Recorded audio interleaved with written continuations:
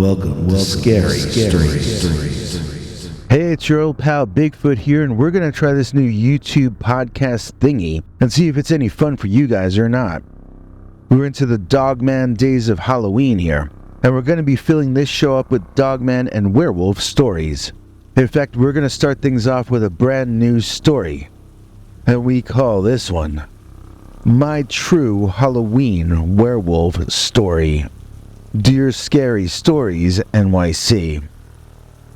I don't have permission from all of my friends to go public on my one cryptid story, so I'm gonna have to anonymous it up a little. It's a Halloween story, so I think it would work for your channel. This happened when I was a sophomore at a certain Midwestern college back in the mid-1980s. I shared a house with a number of other sophomores and one junior. We had been living there since we were a bunch of freshmen and a soph, and the junior had moved in the year before us. We rented the entire house, which I know seems an incredible concept to people from the city in 2023. I think back then in the town next to our college, we could rent an entire house with a backyard for $600 a month. I wish I could time travel back to those days, don't you? Our house was great for parties because it was the last house on a dead-end block and separated from the other closest ones. We could get pretty loud in there, and that was an important thing to young people in those days. When there wasn't a party going on, though, it could get kind of creepy over there, as we had a deep forest just behind us, with the trees from those woods growing up through our backyard, on either side of our house, and out front, too. It was kind of like we were living in the outstretched hands of those woods, and they could close their hands into fists any time they felt like it. On the first chilly night in October, one of my housemates named Linda came home shaken up. She claimed she had seen a werewolf on the way home, and the rest of us assumed she was putting us on. We laughed, but she still looked serious, and then she ran to her room crying. That was no fun. We couldn't figure out what we had done wrong. I mean, she couldn't have really seen a werewolf, could you? Over the next few days, we tried to gently encourage Linda to tell us what really happened, and eventually she told us a story that freaked us all out. I had expected her to say it was a large dog or something like that, but she was describing something that walked on two legs. Honestly, the only thing that looked even vaguely like what she was talking about would be a bear, and she insisted it wasn't that. So we couldn't tell what she had seen, but we began to accept that she had seen something. And we were all nervous and on the lookout for whatever it might be. She insisted it had blue jeans on, but this was a Saturday in the mid-1980s, and nearly everyone had blue jeans on. Still, Linda said she would recognize the jeans if she saw them again. They had a designer insignia on the back pockets that she never saw before, but would certainly recognize a second time. And when she did, Linda insisted, she would know that she had found the werewolf. Pretty crazy, right? We didn't know if Linda was on crack or what. A werewolf in designer jeans. Well, that narrowed it down, since back then designer jeans were only worn by everybody. That was the designer jeans era. Honestly, I thought Linda was crazy, but when you're that age, it seems kind of cool to live with a crazy person that sees werewolves in designer jeans. It made me feel badass or something. It made my parents look concerned when I told them about it, and in my mind that proved that I was braver than my parents. That's what you want to feel when you're 19 years old. At least that's what we wanted to feel back then. So as Halloween drew closer and the leaves turned orange and brown, I found myself getting into the Halloween spirit even more than I had when I was a kid. I kept finding little cheap things in stores, like a paper skeleton I hung on the wall, and little orange plastic jack-o'-lanterns that lit up when you plugged them in. Soon my room was like Halloween come to life. One of my roommates suggested I leave out bowls of candy to complete the look. I was basically living inside of a Halloween party waiting to happen, and I started working on making a Halloween costume that year, inspired by Linda's sighting, or hallucination, whatever it happened to have been. I took a book out of the library on how to do Halloween makeup, It was a lot more primitive than what people can do nowadays. But there was a werewolf makeup in there, and I wanted to copy it. I practiced it starting 2 weeks before our Halloween party, and it was just not looking as good as it looked in the makeup guidebook. I was getting frustrated and bummed out about it, to be honest. I was even wondering if I should do a simpler costume, or skip wearing a costume that year altogether. And then one dark October evening just a few days before Halloween, I was walking quickly home through the cold whistling wind down to our house all the way at the end of this lonely block. I wanted to get inside to the warmth of our college flop house as fast as possible, and I was walking with my head down. I noticed the shadow of a large figure approaching me on the sidewalk, and immediately I froze up in fear. I don't think I'd ever run into anyone on our dead-end block before, and so I was surprised and alarmed before I even looked up. And when I did, I saw the creature that Linda had described to us all. It looked like what we now call a dogman, but I swear to you, it was wearing jeans just like Linda had said. This was a much more realistic creature than I would have thought was possible for a costume in that year of 1985. I mean, maybe they could have done this for a movie, but not walking down the street. This was a living creature. There was no doubt about it. Either that or I was experiencing Linda's hallucination in conjunction with her. I noticed another weird thing about this jeans-wearing dogman which Linda had not mentioned. He had this sort of reverse skunk beard, do you know what I mean? It was dark in the middle and light at the sides, like a beard an older man might have. It wasn't a super long ZZ Top beard. I mean, only ZZ Top had those in the 80s, even though half the men I see these days seem to have long beards like that now. This was a canine-like but also human-like face, a werewolf face, and the fur that hung down from his chin was dark in the middle, but gray or white on the sides, a reverse skunk beard. That vaguely reminded me of something or someone at the time, but I didn't immediately make that mental connection. I was more concerned in that moment with the long drooling fangs, and the insane, inhuman look in this animal man's eyes. I turned and ran, but for some reason I ran off into the woods between our house and the next house down the block. I'm not sure what I was thinking, if I was thinking at all. I was probably afraid that if I ran back down the sidewalk, that the werewolf could overtake me in a sprint. So maybe if I cut through the woods I could lose him, or find a hiding spot. Instead, I was lost as soon as I was under the tree cover, and I had no idea where I was going. Still, I did manage to elude the creature and walk deeper into the woods. It remained back by our house, so I walked away from our house, deeper into the forest, trying to figure out in my head where the woods would let out. When it did let out, I was on a street I had never been on, and there was a drugstore closing with Halloween masks in the window. The proprietor was about to turn his sign to read "closed" when I asked to be let in, and he opened up. I asked if he had a werewolf mask, and he let me in. He had an over-the-head rubber werewolf mask that was not as nice as the ones they sell at spirit stores these days, but was way nicer than anything I could have made myself.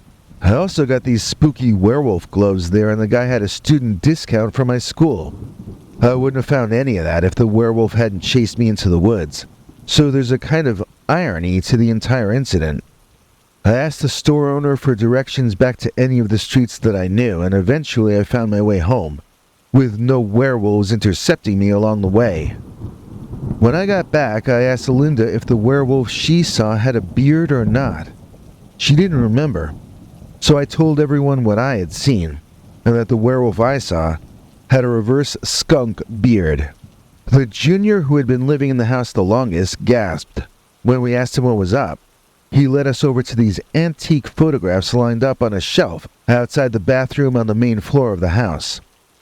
They were old, yellowing, faded black and white images of people from the early 20th century.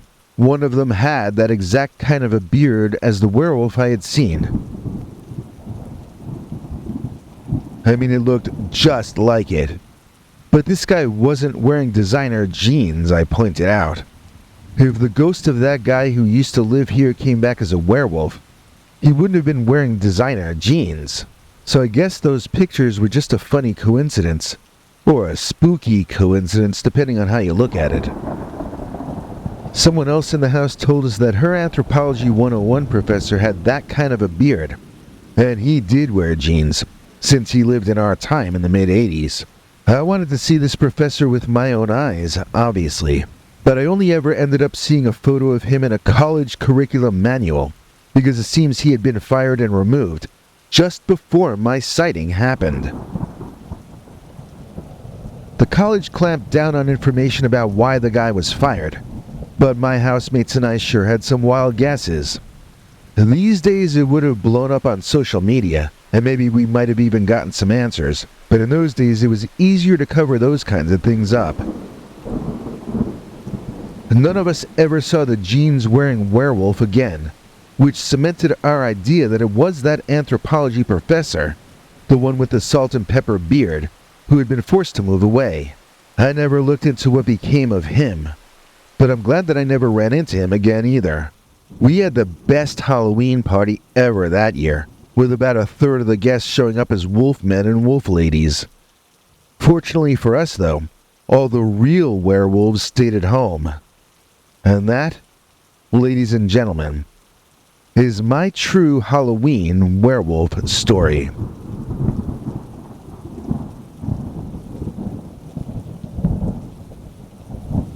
You know, out of all the frequently asked questions we Bigfoot get asked, probably the number one question is, where the heck are you?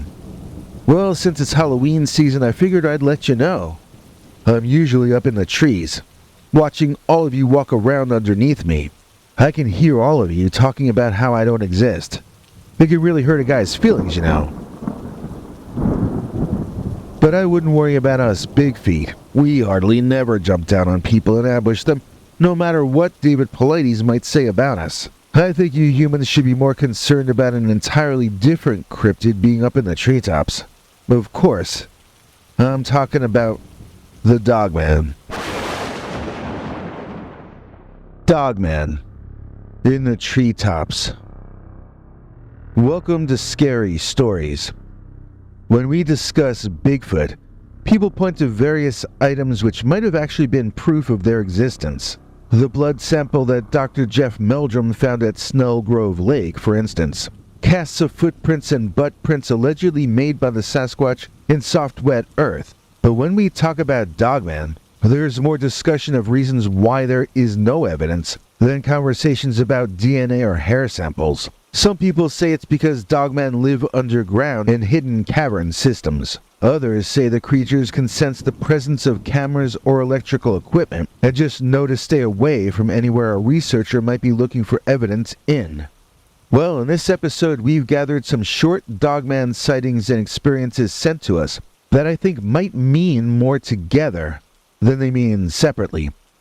Besides shining a light on an aspect of Dogman behavior that isn't often discussed or even noticed, these particular narratives might also help explain why DNA evidence of the species, or collection of species, is so rare.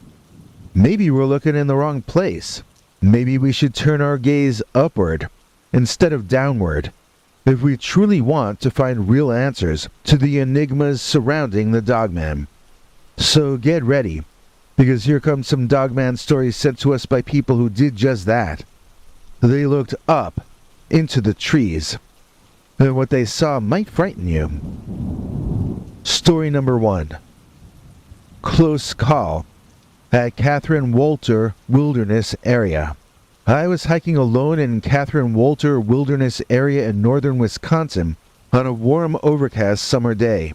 It would turn out to be the strangest day of my life, and I would learn more about cryptids in that hour than I had ever known before. I'm speaking, of course, about one cryptid in particular, and that is the bizarre canine-headed Midwestern gentleman that people refer to as the Dogman, or sometimes as a real Midwestern werewolf. In fact, I learned something about the Wisconsin werewolf on that day. which I'm not sure anyone ever even knew before. The sky was overcast and dark, but it was still a beautiful day to be out in nature. I stepped onto the secluded nature hiking trail in the Catherine Walter Wilderness area, my boots crunching on the soft, damp earth. The sky was overcast, but the air was warm and humid. I could already feel the first drops of rain on my skin. For me personally, it's those private moments of intense peace in nature that I think life is meant for. Those are the times I think of when I'm upset. Those are the moments of sanity in a life that can sometimes feel completely crazy. So as this all started, I was not feeling scared, not feeling paranoid. I was not thinking about monsters, and although I had heard of the Michigan Dogman and the real werewolves of the Midwest, I wasn't sure they were real, and I was certainly not actually expecting to see one, but I saw more than just one. I took a deep breath and savored the earthy smell of the forest. It was a mixture of pine needles, decaying leaves, and the faint scent of wildflowers. I could also smell the rain that would be coming soon, that fresh ozone aroma. I was so happy. The day felt electrically charged. I started walking down the trail, my eyes scanning the surrounding trees and bushes. The forest was dense and green, with a variety of trees and shrubs. I could see towering pines, maples, and oaks, as well as birch trees with their silvery white bark. I also saw a variety of smaller plants including ferns, wildflowers, and mosses. There were a few small animals scurrying through the underbrush such as squirrels and chipmunks. I also saw a few birds such as cardinals, woodpeckers, and my favorite, which are chickadees. Everything felt in its place. Everything felt like I was walking through a storybook world. Little did I know, it was soon to turn into a very grim fairy tale. As I continued walking, the rain started to fall in earnest. It was a gentle rain, but it was enough to soak my clothes and hair. I didn't mind though. I loved the feeling of rain on my skin on a hot day, as long as I could get out of it soon enough. I stopped to rest on a fallen log under a tree that was so thick that no rain at all fell to the ground underneath it. Nature's umbrella, I thought, as I sat down and listened to the sound of the rain falling on the leaves and the birds singing right through that rainfall. I could also smell the rain-soaked earth and those pine needles all around me. It was as peaceful and invigorating an experience as I could have hoped for. I stayed on the log for a while, enjoying that moment. Then I stood up and continued on my way.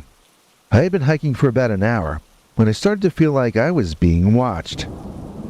I stopped and I looked around, but I didn't notice anything out of the ordinary. I continued walking, unable to shake the feeling that I was being followed. A few minutes later, I heard a rustling sound in the bushes to my left. I turned around, but again I didn't see anything that I wouldn't have expected to see. I was starting to feel a little uneasy, to be honest. I had no concrete reason to feel that way. But we humans really do have a sixth sense. It's like a spidey sense that tells us when we're being watched. I don't know how it works, but I'm certain that it does work. And that was what I was feeling on that dark, warm summer day. I continued walking, but I kept my eyes peeled for any signs of danger. A few minutes later, I saw something out of the corner of my eye. It was a large, dark figure, standing in the trees. I stopped, and I stared at it. It was too tall to be a man. It had to be at least 8 feet tall, although it had a humanoid build. This thing was covered in thick, dark fur. It had a long, snout-like nose and pointed ears. Its eyes were a glowing amber color. I remember standing there stunned, repeating those details to myself in my head, asking myself, what has these features? I couldn't believe the answer my brain was sending back to my eyes. I was seeing a dogman. Nothing else has a dog head with a human body. The only other creature I know of with that sort of an orange eye shine is a barred owl, right? This was not a barred owl, although it was standing up on a tree branch just like one of those birds might do. I knew that dogmen were creatures of myth and legend, but I'd never really believed that they were real. Now I was seeing one with my own eyes, and I no longer had to wonder. The dogman is definitely real, and it was standing on a branch, maybe 25 or 30 feet up in the air, looking back down at me. I stood there for a moment, frozen in fear. Then, I turned as slowly as I could, and I started to calmly walk away. As I walked, I kept glancing over my shoulder at the dogman. It was still standing up there, watching me. I started to walk faster. I didn't want to run, because that would make me look like prey. But I couldn't help but hurry. As I moved along, I heard sounds of movement in the tree branches on my left. I glanced up to see that dogman following me. But then, I heard sounds from my right and from behind. Looking around quickly, I saw branches moving in every direction, and I caught glimpses of the arms or heads or feet of other dogmen. How many were there? Why were they following me? What did they intend to do to me? I wanted to scream in panic, but I thought that might drive them into a rage and cause them to swoop in and attack me from all angles. Trust me, I was never so scared or so confused in my entire life. Each of these dogmen had to be 8 feet tall or taller. Each of them had a humanoid build. They were covered in thick, dark fur. They had long, snout-like noses and pointed ears. Their eyes were all that glowing amber color. The dogmen were very agile and moved with a cat-like grace. They were also very strong. I could see the power in their muscles. I was terrified of those dogmen, but I was also fascinated by them. They were creatures of myth and legend after all, and I never thought I would actually get a chance to see one. After a few minutes, I came to a clearing. In the middle of the clearing was a park ranger station. I ran to the station and burst through the door. "Help!" I shouted. "There's a dogman in the woods. In fact, there's a whole family of them." The park ranger looked up from his desk. "What's going on?" he asked. "I saw a dogman," I said, trying to simplify things and not just blurt everything out at once. I figured let him know there's one dogman so he'll go back out there with me. Let him see the others for himself. "It's in the woods behind the ranger station," I insisted to him. The park ranger stood up and grabbed his rifle. "Let's go take a look," he said. We ran out of that station and into those woods. We followed the trail that I had taken, but we didn't see any sign of the dogman. "Are you sure you saw a big creature here, sir?" the park ranger asked. "I'm sure," I said. "I saw it with my own eyes." We continued walking for a few minutes, but we still didn't see any of the dogmen. "Maybe it was just a trick of the light, sir," the park ranger suggested. I wasn't so sure. I knew what I had seen. It was a dogman. In fact, it was a whole tribe of them. We eventually made it back to the ranger's station. The park ranger thanked me for my time and he went back to work. I stood outside the building for a few minutes, trying to catch my breath. I couldn't believe what had just happened. I had seen a dogman, and not just one dogman, but several of them. I knew this was a day that I would never forget.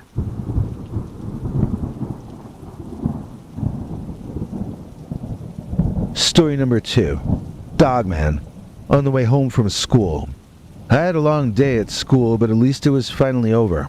As I walked home, I couldn't help but think about my mom and how sick she had been lately. The doctor said she just needed to rest and recover. But that doctor is kind of a freak that I don't trust, and I couldn't shake the feeling that something was really wrong. I wanted to get home fast and check on her. I decided to take a shortcut through the woods.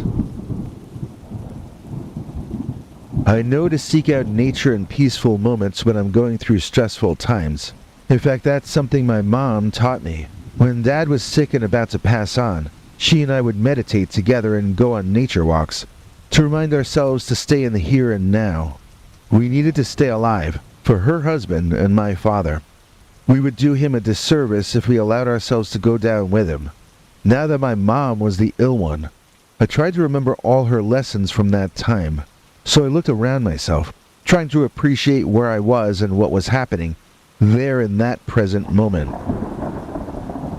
The trees were tall and thick, and the leaves were just starting to change color. The sun was setting, and the sky was a dark, overcast color.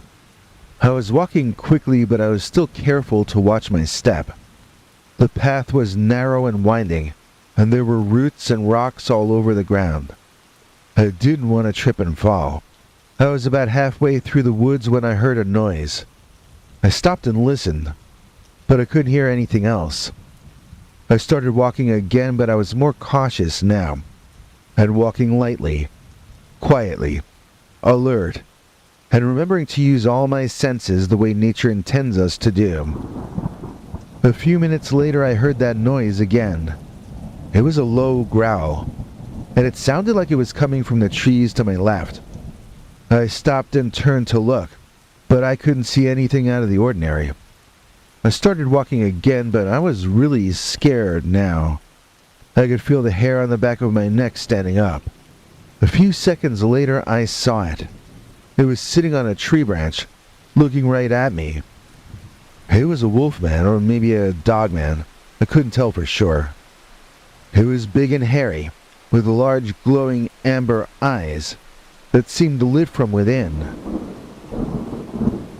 It didn't make a sound, it just stared at me. I stood there for a moment, frozen with fear. Then I slowly started to back away. The wolfman didn't move. It just kept staring at me. That dogman or werewolf was big and hairy, bigger than me for certain, with thick fur all over its body, except for its chest and paws.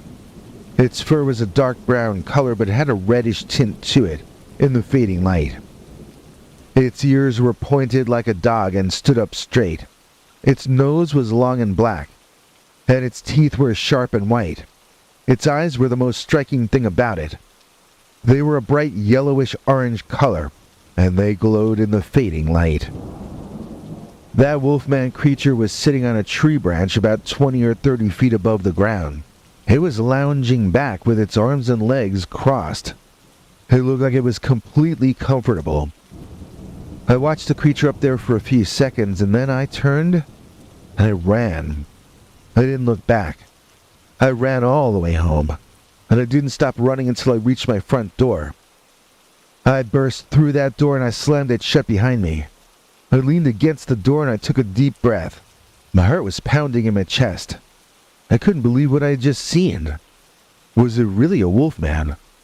Or was it just my imagination? Honestly, I just don't want to find out.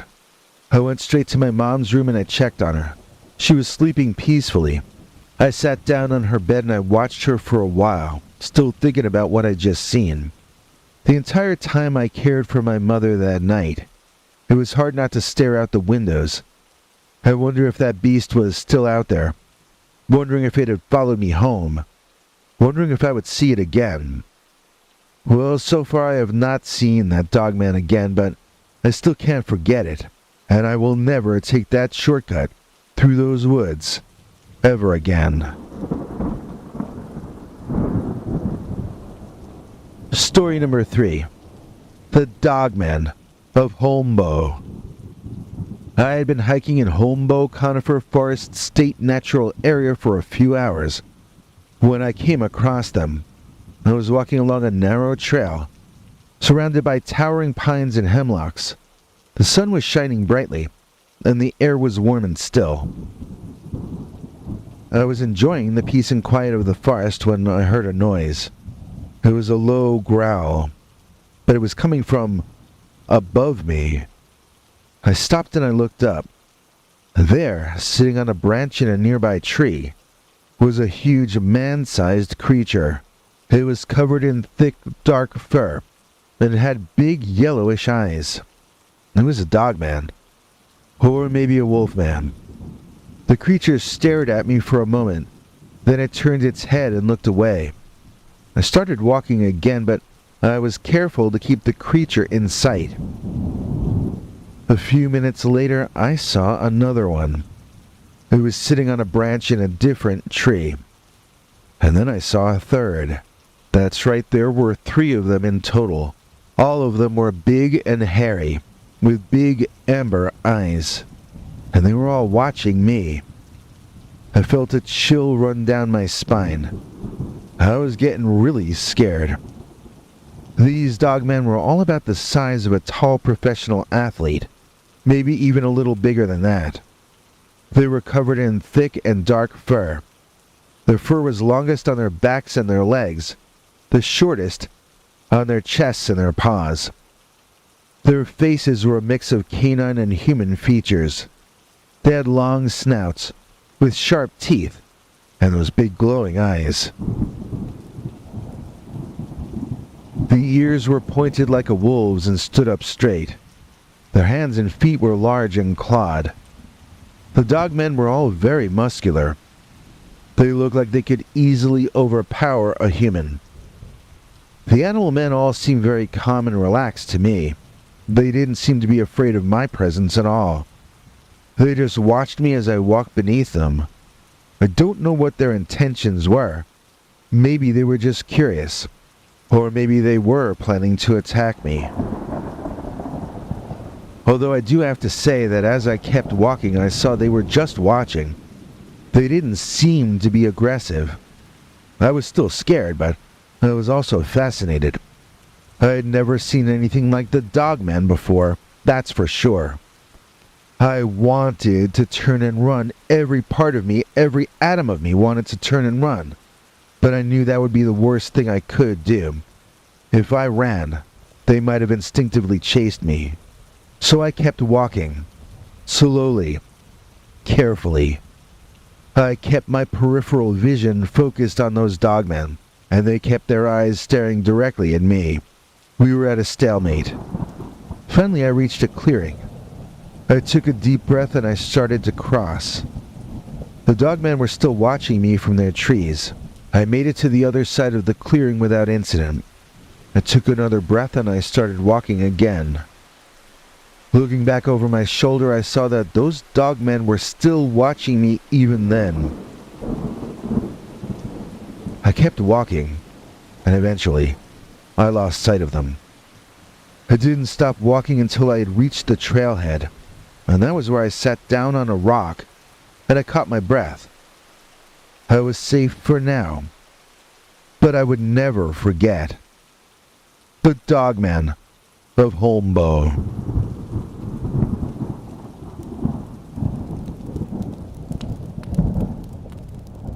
He's the man who's on the spot. Please all help me welcome back Scott. Yes, that's right, Scott Halisic has rejoined our channel memberships, which means he gets to see our recent secret members-only episodes, which feature elements that YouTube does not allow us to talk about on this channel.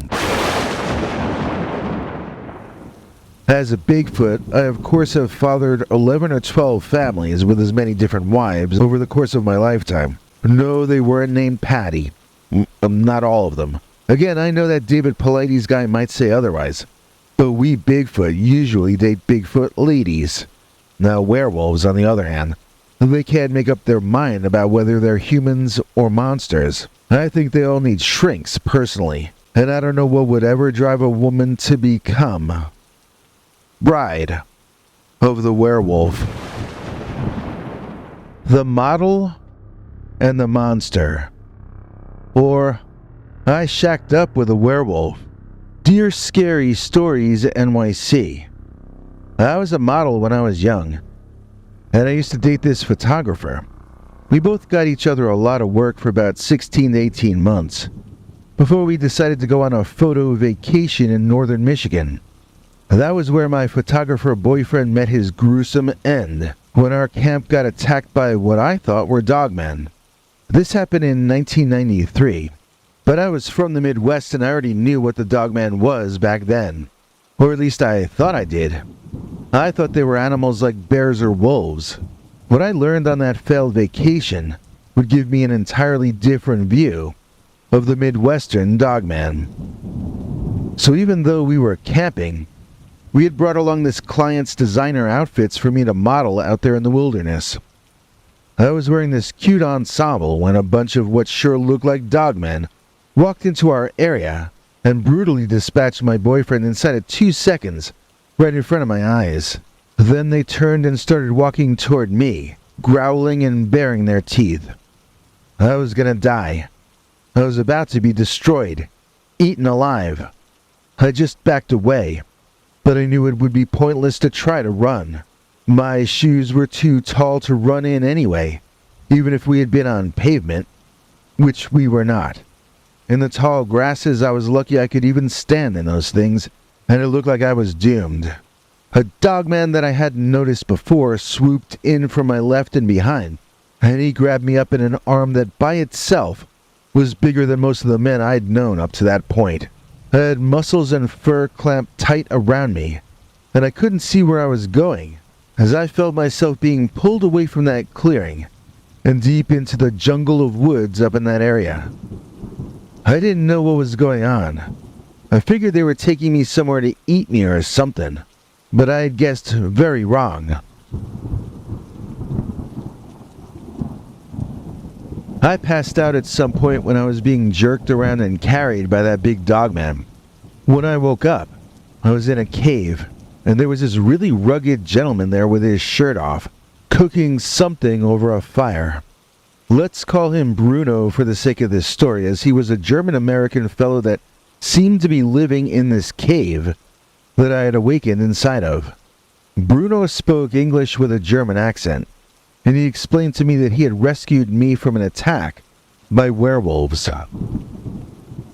I corrected Bruno by telling him he had rescued me from dogmen, not werewolves, and he chuckled politely. "Those were werewolves, ma'am," he told me. "We're all werewolves out here." So I lived in a cave with Bruno, and he went out and hunted and gathered so that I had something new to eat every day. He told me about the werewolves of Wisconsin and northern Michigan, and he protected me from them. And then came the day when he proved to me that he was in fact a werewolf as well. I hadn't believed him, of course. I mean, why would I? But Bruno allowed me to watch him transform, after which it was undeniable that he was a genuine werewolf. I'll give you a description of what it was like seeing him become this other creature, as I got to see it dozens of times during that period when we were sharing that cave. First of all, I want to say that you should be more careful than I was, in terms of trusting your werewolf friend not to hurt you. I came to understand that he could lose himself in rage when he was that other beast, and it was better to give him space and stand back. If he approached me affectionately, that was different, because he had a good degree of control over his animal behavior when things were calm. But if it got loud, or if we were in some direct danger, then he could go wild and become quite violent before he seemed to even be consciously aware of his actions. He would do things first and think about it later. And when your reflexes are as fast as a werewolf, then that can be quite terrifying and extraordinarily destructive. Still, I do have to say that he never hurt me, except when I wanted it. So Bruno was a tall man, well over 6 feet tall. I would guess from memory about 6.5 feet tall.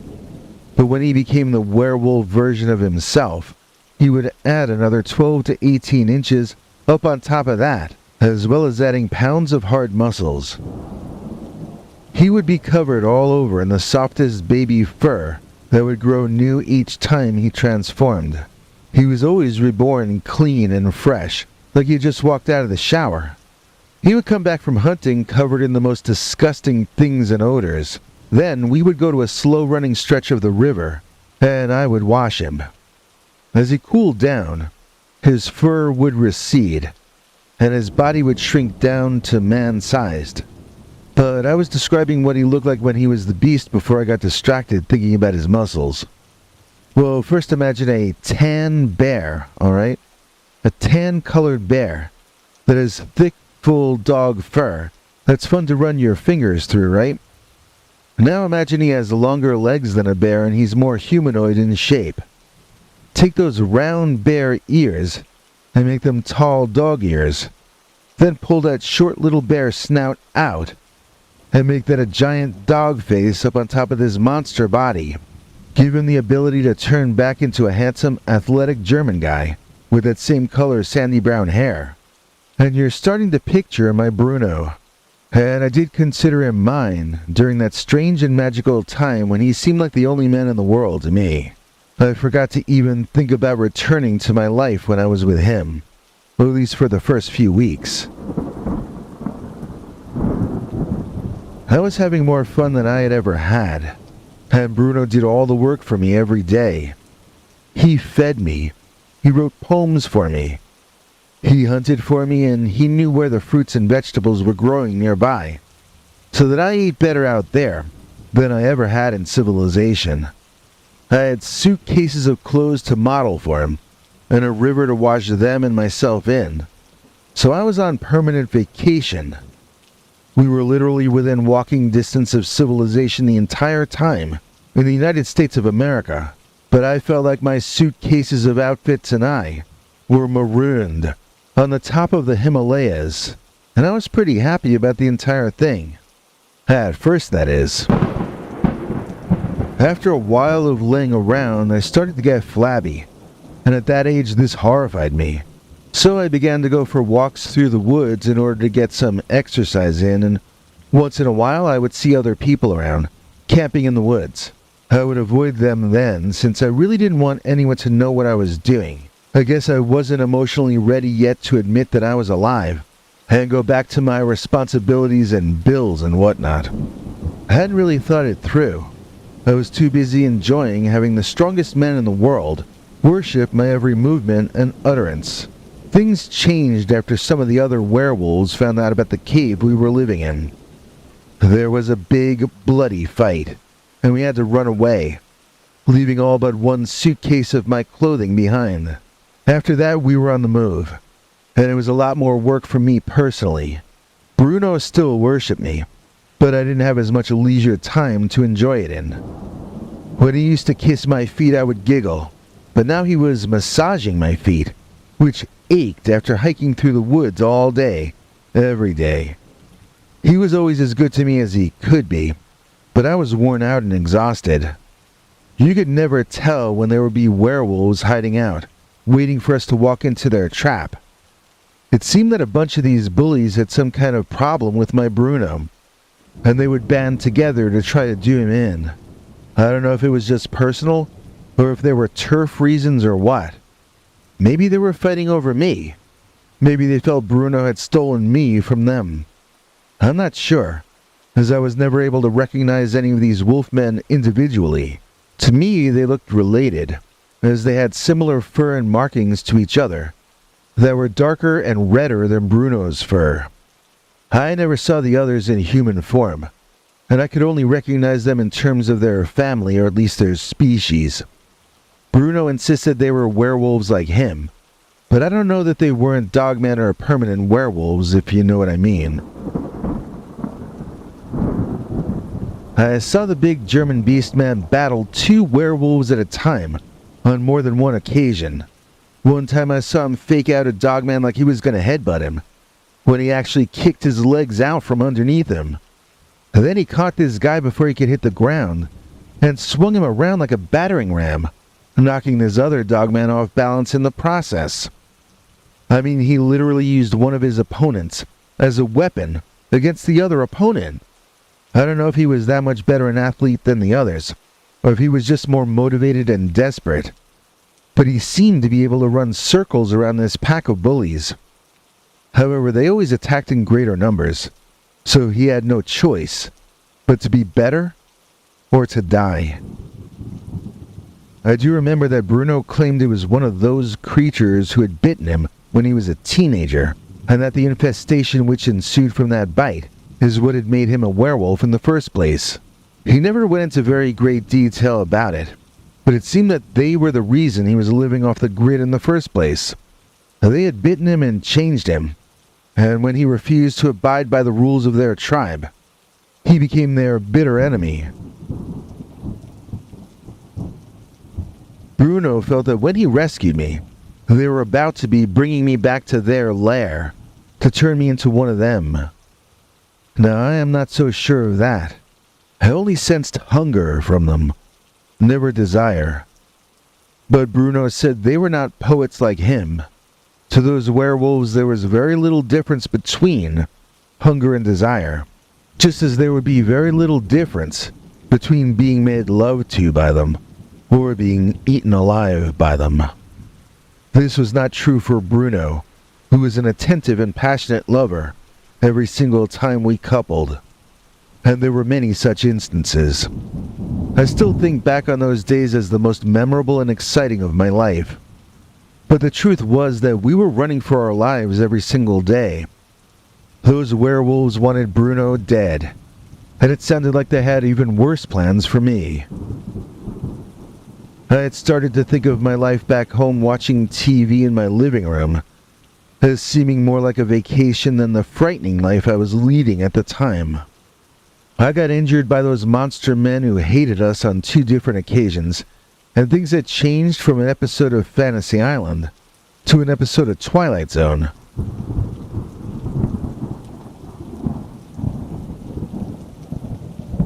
One time, Bruno tossed me up on his broad shoulders so that I was riding up on top of him, my legs wrapped around his neck.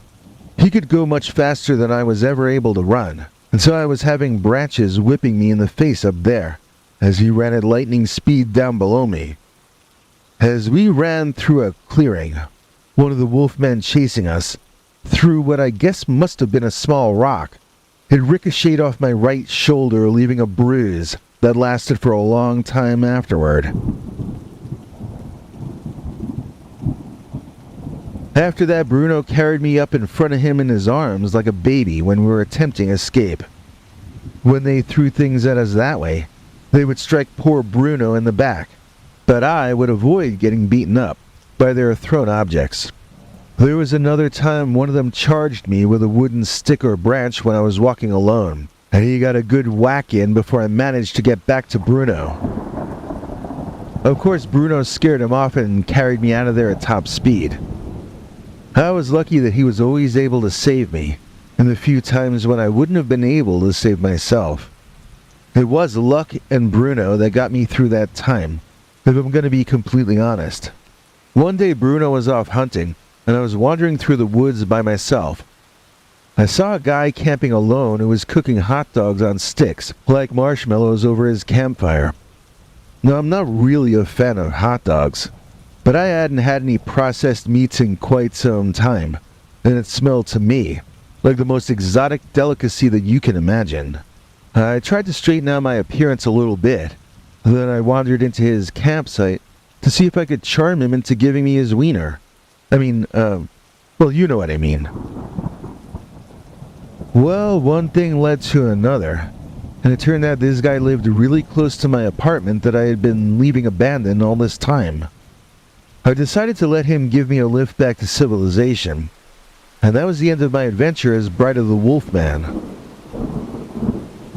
My sister once asked me if I regret leaving, and the answer is no. I would have died or gotten horribly abused if I had stayed there. My mother asked me if I regret not telling Bruno that I was leaving, and the answer to that is also no. Bruno was a werewolf.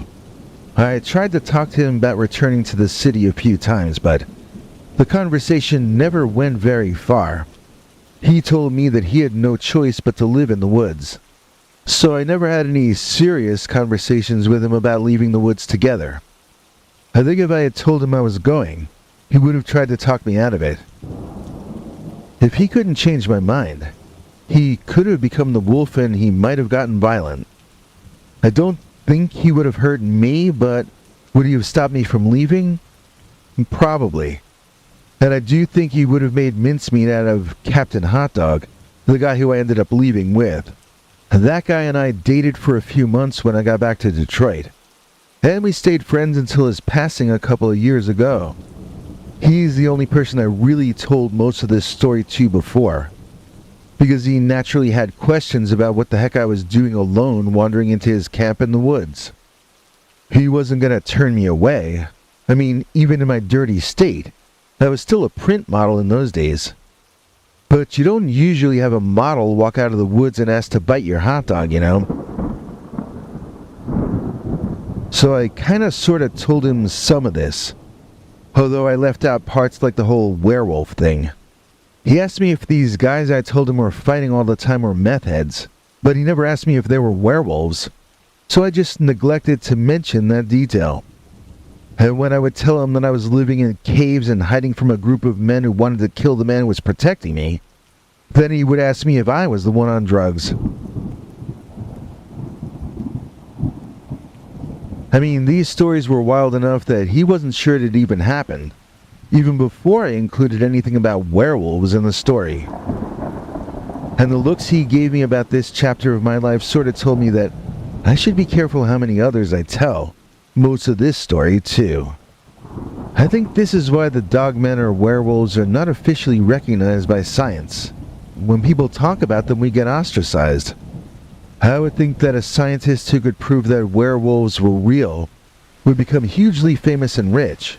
But in actuality, most scientists who would even admit to an interest in the subject would likely get defunded and barred from their own profession. You get paid for proving what the rich want you to prove, and no rich people are looking for proof of werewolves. So in other words, nobody has proven werewolves are real, because there is no incentive to prove that they exist. Except they do exist. And I should know because I shacked up with a werewolf.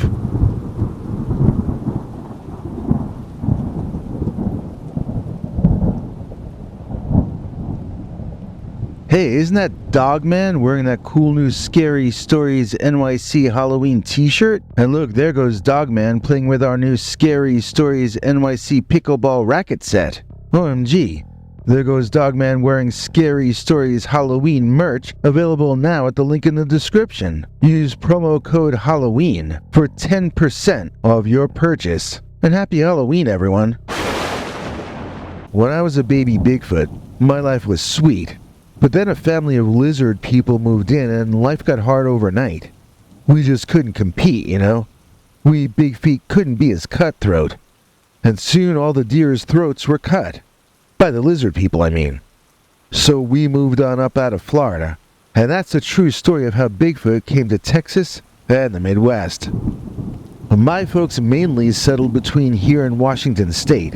But it seems that the Dogman and real werewolf populations have been in a high state of flux and migration in the past decade or two. This is probably the reason so many more people are claiming to see the Dogman in the suburbs. As in this next story, I'll read to you right now. 2 scary suburban Dogman stories. First, Leisure Suit Larry meets the Dogman. Dear Scary Stories NYC, I got a Dogman story for you, but it didn't take place in the middle of the woods. Or I guess it sort of did in a way. What I mean to say is that we had a Dogman problem for a little while when we first moved into a gated community in the suburbs, way back in the 1990s. I don't want to call attention to our town, as this problem was cleared up in the early 2000s somehow in some way, and we haven't seen the creatures around since then. But our town was carved out of the woods of Pennsylvania, and apparently this development was frowned upon by a local tribe of Dogmen. We did not have just one Dogman in our area. We would see them 2 or 3 at a time sometimes, and these guys were taller than bears. In fact, they were kind of built like bears as they were all torso. Short but strong and fast legs leading up to a super long and tall torso. They had dog heads on top, not bear heads. And the teeth in the mouths of these monsters weren't just long. It was like they had mouths full of railroad spikes. I'd never seen anything like it. I can't even believe this community was built into that area while these creatures were roaming around. I mean, I can't believe the construction workers weren't all eaten by the monsters. I saw the Dogmen day and night. I saw them every month of the year for years. They appeared to walk around both day and night, so I don't know when they slept. I was telling all of this to a nephew of mine recently, and he asked me where the photos were. I never took any photos of the creature. I didn't understand my nephew's line of questioning at first. But he explained that to him, the first priority would have been to photograph one or more of the dogmen and prove that they existed. And then after establishing their reality, he would then press the appropriate authorities to do something about the situation. But you see, when we moved into this community, we sort of did it to separate ourselves from the rest of the state. We employed our own security force and barred any government police from entering. We were our own authorities, in a sense, and we wanted to keep the dogman hushed up. We wanted other people like us to move in, and we didn't want to frighten the right kind of people away. Also, the people in our community are not going to make up wild monster stories for no reason. There's nobody who runs this community that would have ever doubted any of the original owners in anything they said, so we never felt we needed proof to back up our assertions. This was a subject that was to be kept private among only us. I'm only comfortable talking about it anonymously now because it's been 19 years now since the last dogman sighting in our area, and I really do think they have altered their migratory patterns to avoid us. Although, like I said, I saw them year-round, and I think they were living nearby, not merely migrating through. I have a neighbor who had more free time back then, and he was able to study the situation better than I was. Let's call him Roger. Says that it was a different dogman reported almost every time. Now, that is his opinion, based on his interpretation of what we were all telling him when we described the animals. For instance, one time when I was a kid, I saw a creature darting through my neighbor's backyard that had a big red wound on his right leg. Since nobody else ever reported seeing that kind of wound, Roger interprets that to mean this creature never ran through our area again. I think it could also be interpreted as a creature having a wound which healed before he was sighted again in the area. Since the markings on all the dogmen were so similar, the ways Roger would differentiate between which creatures were being reported was almost always some possibly temporary quality of their appearance, such as the wound I saw, or a limp once reported by a different neighbor. Sometimes wounds and limps are permanent, but other times they can heal. I think it still is an open question as to whether we had a continual stream of a few dogmen at a time walking through our region, or if it was one tribe living close by in the woods. I honestly think there is a strong argument for both sides, and also some combination of both theories. If someone in management is who drove the beasts off, then I've never heard them come out with that information. Most of us seem to think it was the dogman who got sick of us and found a better area to live in or to march through.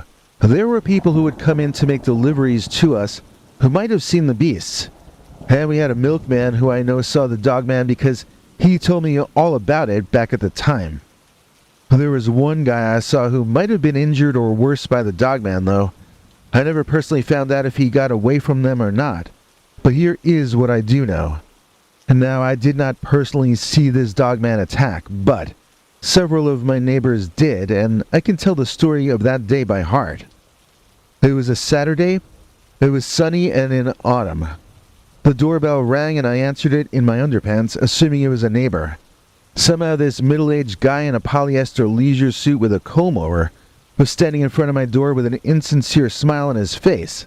And as soon as I opened the door, he went into a hard sell spiel about how he wanted to talk to my parents about selling them something. I asked him how he even got into the community, but that didn't slow down his sale pitch. I asked him to leave and he talked faster, so I closed my door on him as politely as I could, under the circumstances. This was the guy that my neighbors told me they saw getting attacked by the dogman later on, or chased at least. The anecdote goes something like this. This leisure suit Larry guy was cutting across the lawn of one house to reach the side door of another. He seemed to have a habit of ringing back or side doors for some reason, although he rang our front door. Maybe he was looking to talk to the hired help or sell products to them, I'm not certain. My family never employed servants, and we have one of the smaller houses in our development. So there were two families that saw what happened out of their windows. As the salesman crossed the lawn, two of the tallest dogmen these families had ever seen came running out of a patch of trees. They ran shoulder to shoulder, creating a moving wall of horror, heading directly toward this salesman. The Dogman liked this guy even less than we humans liked him, and Leisure Suit Larry was so surprised that he fell backward onto his butt on the lawn. Or the way I heard one of them tell it was that the salesman had to look so far up into the sky to see the faces of those two dogmen that he just tipped over backward and fell on his behind. One of the kids from back then, who is an adult now, emailed me her memories of the incident and is allowing me to excerpt from what she wrote. Here is her version of what happened. Quote, "This guy came to the door and bothered my mother about something he was trying to sell, but he didn't have anything with him, like no suitcase full of whatever it was that he was selling. So I really don't know what he was going on about or what his real motivations were. I went to the window to watch him cross over to bother our neighbor next. My mother was extremely unnerved by his visit for some reason, and she came next to me to watch him leave as well. While the two of us were staring outside at this confusing man, two huge bears with dog heads, and the longest torsos I had ever witnessed, came running up on their hind legs out of a patch of woods, barking and screaming and bellowing, and my mom and I jumped up into the air, then ran to stick our faces right up against the glass and see what was happening out there better. The strange guy fell back on his ass, and Mom and I gasped, because he wasn't going anywhere, while those two giant bear dogs were running toward him at full speed.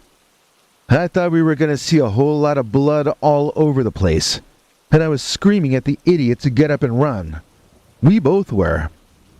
I don't think he could hear us, but he got up and ran on a diagonal away from the Dogman and from us. I could see the grass stains on the seat of his polyester pants, and I remember thinking it was going to be hard to get that stain out. But then I remembered that blood is even harder to get out of your clothes, and that salesman looked to be about to get bloodied up a bit. I saw the man enter some trees that lead toward the front gate of the community, and I saw both dogmen enter in after him. My mother got on the phone to security, but that was the end of the information flow on that story for me.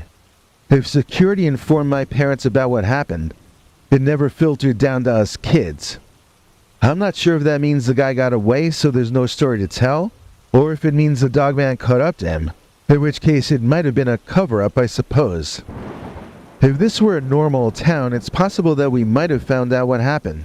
Like maybe some snooping reporter would have uncovered the truth.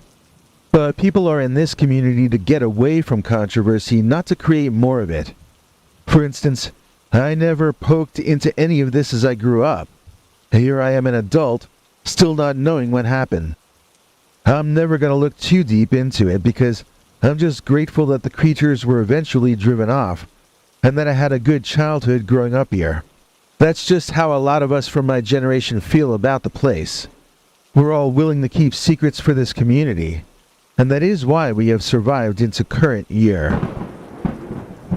That's the end of the excerpt she's allowing me to share with you.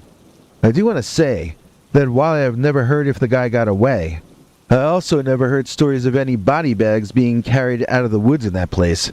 So I personally think the dogmen were just chasing him off. I think they were making a bluff charge at him. I never heard of them doing anything like this to anyone else. So I do think this was somehow turf related. They seemed to sort of accept us community members, but they did not tolerate this intruder. It's just my theory. All of the other stories I can tell you about the dogmen we saw back then would be sighting reports, not chasing or attack reports. They didn't even chase the mailman or the milkman, which is what makes the Leisure Suit Larry anecdote really stand out to me. One person lost a cat and blamed the dogman, but this person let their cat out whenever it wanted out, so it could have run away or been killed in a million different ways. Without a body, it doesn't seem fair to blame anyone or anything for the loss of that pet. Did the dogman get it? Maybe, but maybe a stray dog got it. Or maybe someone took it in and made it their own cat. We didn't like having the dogman creatures around, and we were afraid of them. Did we really have a reason to be? I say yes. Creatures that large are dangerous, even when they don't intend to be. They're so big and strong, and they're built by nature to be good at killing living things, even if they don't hunt us humans. Having them in close proximity to a human settlement is just asking for trouble. We're lucky that nobody from our community ever got injured or killed by one of the beasts, even by accident. My brother just called and I told him what I was writing. He told me that the fence around the community was wired to be an electrical fence on the side behind by the woods, and that this happened in the early 2000s. So that would explain why the dogmen stopped coming in. That must have been how they got in back in the earlier days. How I never heard about this, I'm not sure. But I was young back then, so whatever. And now I'm kind of wondering about it. Maybe the dogman didn't actually stop living in or walking through this area. Maybe it's just the electric fence in the back that keeps them out of our gated community. If that's true, then if I go camp in those woods, I might see a dogman. Or two. Or a whole family. But is that something that I would really want to do? I realized I was just a kid at the time, but those dogmen were so tall, I would have no defense if one of them were to charge at me, the way they were supposed to charge that salesman on that day. That story demonstrates that they will defend their turf. At least I think that's what that story was about. So I'm not sure setting up a tent and a sleeping bag in an area that they consider their land would be too wise an idea. It might end up another bad situation, like when Leisure Suit Larry met the Dogman.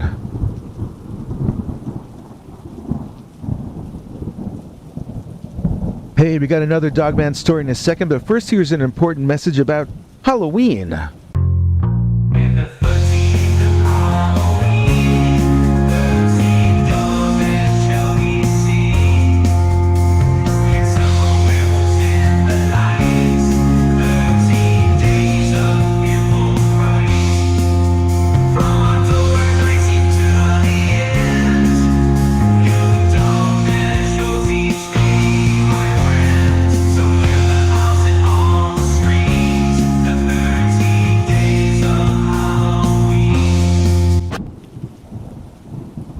Chased through my own yard by a dogman.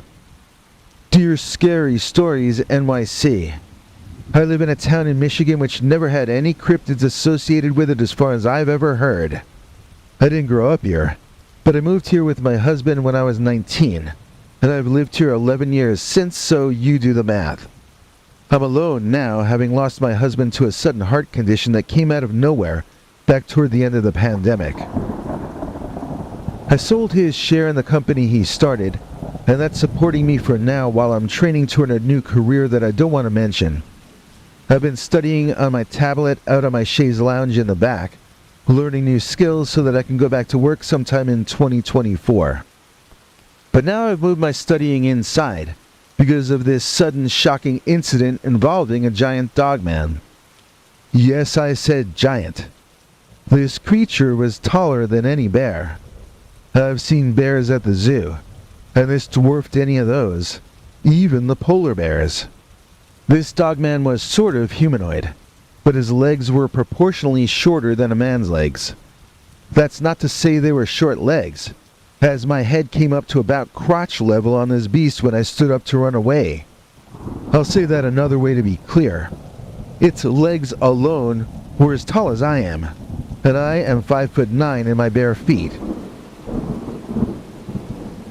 So when I tell you that the legs looked short in comparison to the torso, but the legs were as tall as a grown woman, I hope you can begin to understand how big this thing was. Here's the way it happened, and it happened fast. I was on my chaise lounge studying this stuff that I'm learning, when I heard branches and leaves moving nearby. Looking up, I saw this incredibly and impossibly large monster dog man entering into my backyard, and I couldn't stop myself from screaming. I'm not sure if the creature was aware of my presence before, but once I screamed, it turned its angry attention toward me, and I bolted. so I really only saw it for a second or two before I ran away. But it was brown, and it had some sort of polydactylism or something, because it seemed to have too many fingers and toes. I ran into the house and it ran into the door behind me as I slammed it shut. The force of him slamming into my house caused dishes to fall off shelves in the kitchen, and breakables in a cabinet in the living room to fall and smash as well. This Dogman was a one-man earthquake, and I felt certain the beast was going to be able to smash down a wall and get into my home. I ran into my basement, which my husband was turning into a bug-out shelter when we lost him. Even unfinished, it's the best protected part of the house. So I locked myself in there and I listened. But I heard nothing. When I eventually got up the nerve to go upstairs and check around, I couldn't see the Dogman anywhere.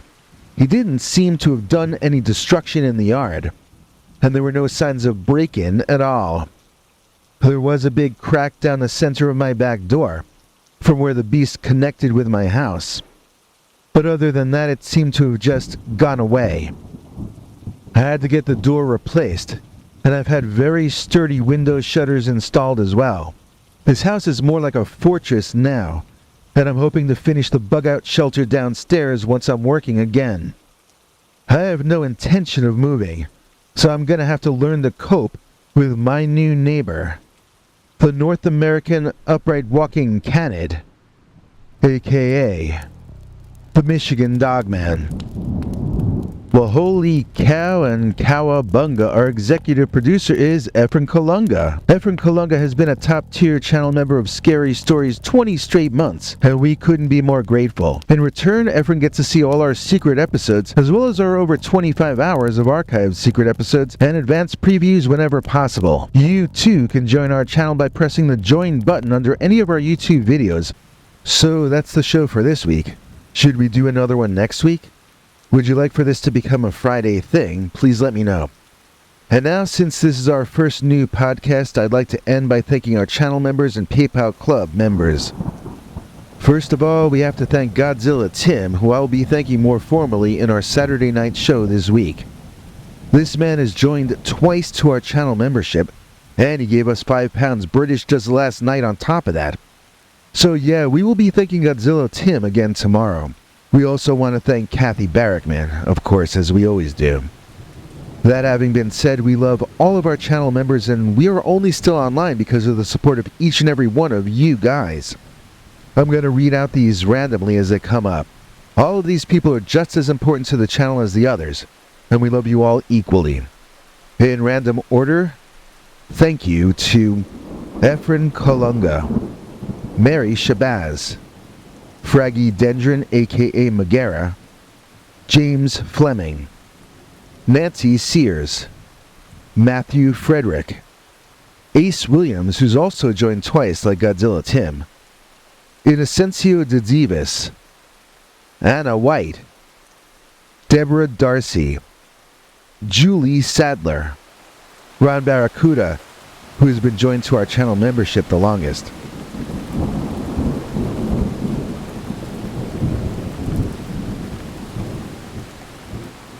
Blue Cruz, Super Spark, Victor O, Helena 66, Esteban P, Angie K, Roy Faulkner, Stel Cordova, Michelle Rich, Adam Friday, Hagridella, Jim Mooney, Deborah Areola, Scott Fuller, Chris Nihis, Stacy Miller, Tiffany Walsh, Melissa Kutch, John Smith, Dave Rabbit, Victor Collado, Fuzzy Lou, The Ender Werewolf, The Zoomancer, Michael A. Bell, Linda Hagler, Sarah Jones, James Tucker, Nicholas Carroll, Todd Graves, Mr. Spinks, Patricia Taggart, Franco Albi, What was that with 3 question marks? Valerie Gomez, aka Nicole Gomez. Long Island Bigfoot, who just signed up for 7 months of memberships. Scott Halisic. Johnny Pasillas. Justin Simon. Anthony Johnson. And a special thank you and message for Jeff Kennedy. We keep getting PayPal payments from you, but your email no longer exists, so we have no way to send you the links to our members-only shows. I hope you're okay. If you're still with us and you hear this message, please connect a different email to your PayPal, or else please contact me with a different way I can send you the links. I hope all is well with you and with everyone still listening this late into the show. Please let me know if you'd like me to continue this podcast and try to make it a series, or if you think it's just a Halloween thing that we should drop in November. Please come back tomorrow on YouTube and Rumble, when we will have a new story about a friendly dogman. Hope to see you then, and happy Halloween.